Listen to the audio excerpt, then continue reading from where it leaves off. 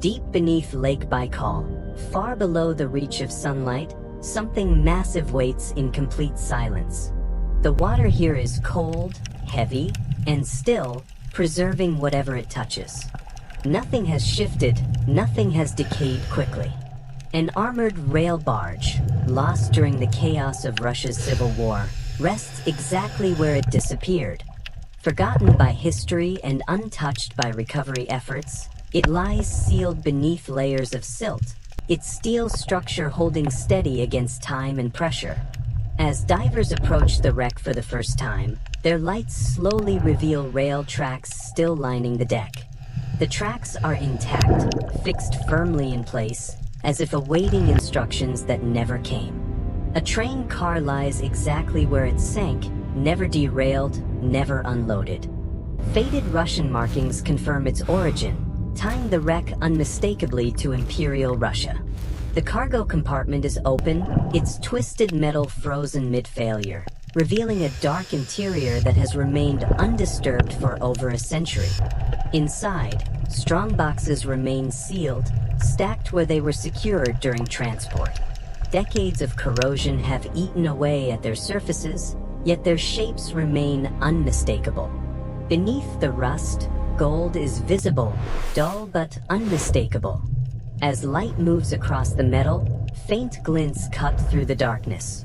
Imperial gold, untouched since 1918, still lies inside these containers. Over time, the metal casing has weakened, stressed by pressure and decay. When a box finally begins to give way, it reveals gold bars still stacked neatly inside, arranged with precision. This cargo was never recovered. The car sank before unloading, and the rail system froze everything in place, locking the moment forever. Beyond the first car, more cargo cars remain undiscovered, stretching deeper into the wreck.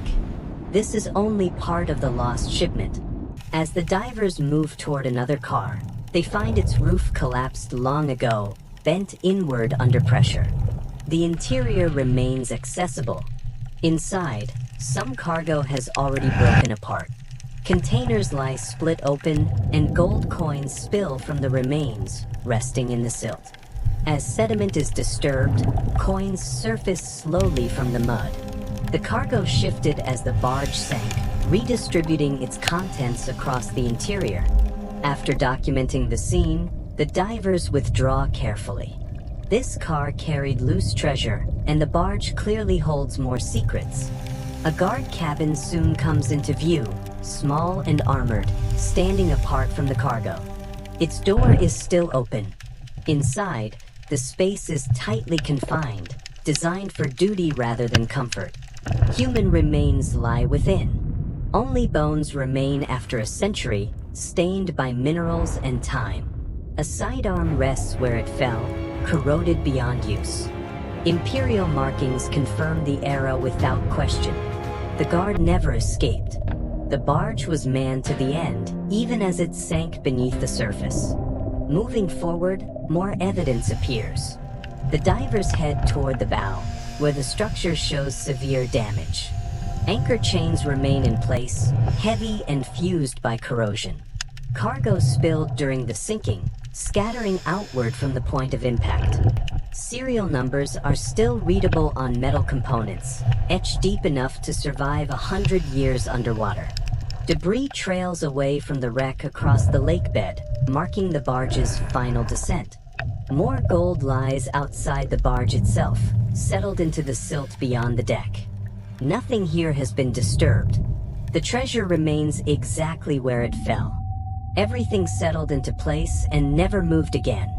Rail cars, strongboxes, coins, debris, and human remains all rest together, preserved by depth and cold. The wreck tells a complete story without words.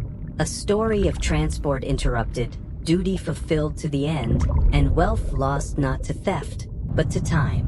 Beneath Lake Baikal, history remains frozen, waiting silently in the dark.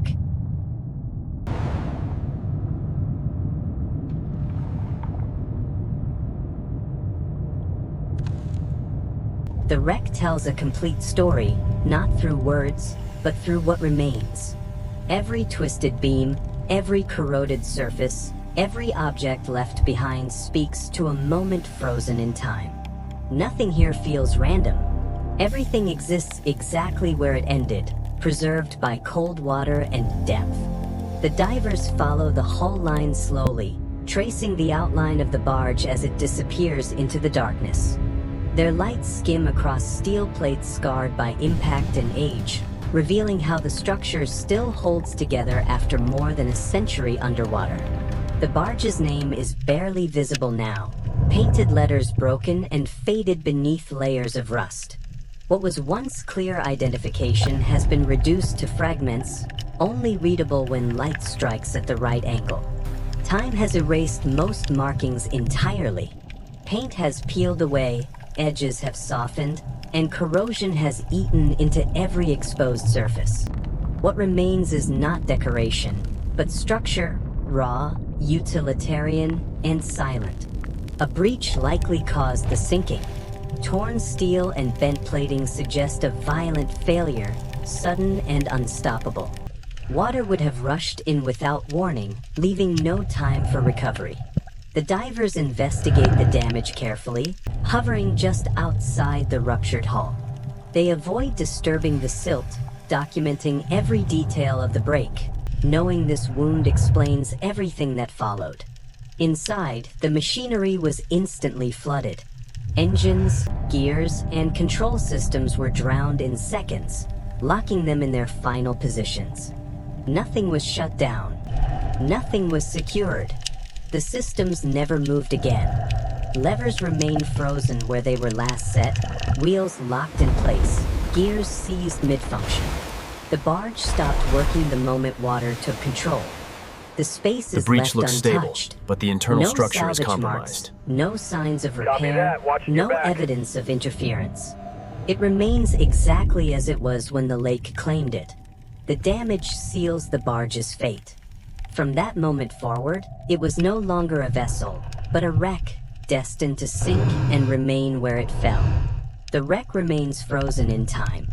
Cold, fresh water has slowed decay, preserving the scene like a photograph captured mid-collapse. The divers return to the Structural center of the integrity is barge, failing here. moving My slowly scanner back along confirms the rail localized tracks. decompression at sector Their Gamma. lights We reveal need to patch familiar this shapes soon. again, reinforcing how little has changed since the first approach.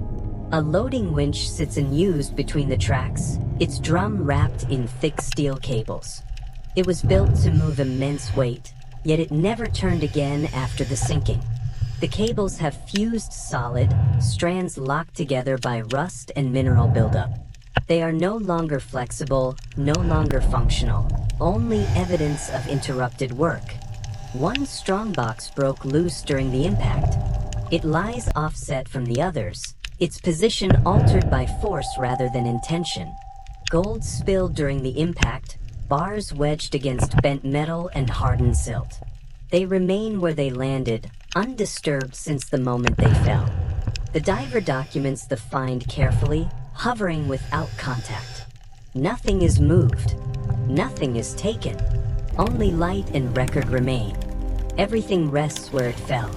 Strong boxes, machinery, debris, and gold all remain locked in their final positions. The divers move back cautiously, retracing their path without disturbing the environment. Precision matters here. Preservation matters. The intact cars remain untouched, their sealed compartments still guarding whatever they carry. No doors forced, no lids pried open. Much of the cargo is still sealed, protected not by locks, but by time, pressure, and isolation. The divers head toward the stern, following the rails as they narrow and converge.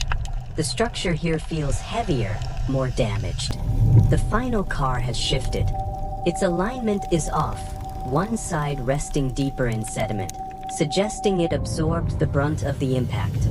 The rear door is partially open, bent just enough to reveal darkness beyond. Whatever happened here forced it open, but not fully. Something remains inside. Shapes stack behind the opening, still orderly despite the chaos of sinking. Crated cargo survived the sinking. Wooden frames reinforced with metal bands remain intact, though softened by decay. Gold ingots are visible through splits in the crates. Their surfaces are dull, their edges softened, but their form unmistakable. The diver holds position, light fixed, body steady. No movement breaks the stillness. The cargo remains sealed. What is visible is only a fraction of what remains hidden. The stern took heavy impact. Bent railings and fractured plating confirm the violence of the descent. The last car still guards its treasure, sealed by circumstance rather than intent. A fallen mass stretches across the deck, collapsed during the sinking or the impact that followed. It lies diagonally, unmoved since it fell. The mountings have corroded completely. Bolts have fused, metal has swollen, and connections no longer exist as they once did. Marine life has claimed the wreck. Fish weave through openings, algae coat surfaces, and the structure has become part of the lake itself. Another car's roof is partially collapsed, giving access without intrusion. Nature opened what humans never did. Coins peek from the rusted container beneath the broken roof. They rest quietly, dulled but intact. The treasure remains untouched. No sign of disturbance, no evidence of removal. More gold rests hidden under corrosion, sealed inside containers that time has not yet opened. The divers retreat carefully once more, maintaining distance and discipline. The site remains pristine.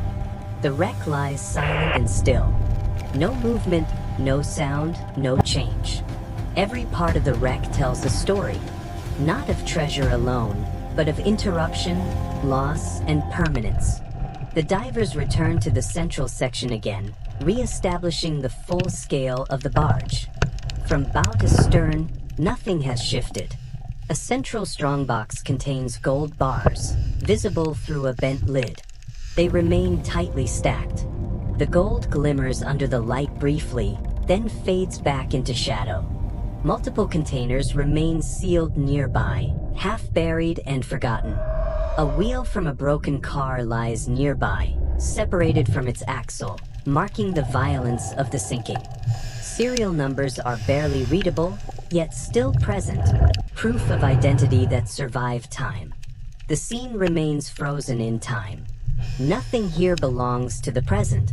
Light reaches only the upper deck, fading quickly into darkness below.